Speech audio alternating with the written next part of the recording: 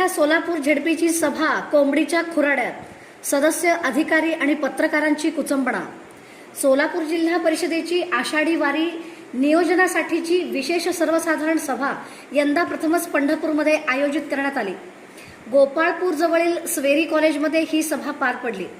कॉलेजचा भव्य परिसर पाहून मोठ्या आणि सुसज्ज सभागृहाची अपेक्षा होती.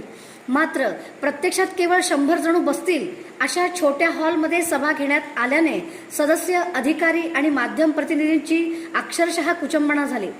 सभागृहात बसण्यासाठीची जागेची चणचण, पत्रकारांना फोटो आणि व्हिडिओ शूटिंगमध्ये अडचणी, तर सदस्यांनाही दाटीवाटीने बसावे लागल्याचे चित्र पाहायला मिळाले. इतकेच नव्हे तर भोजन व्यवस्थेबाबतही नाराजी व्यक्त करण्यात आली.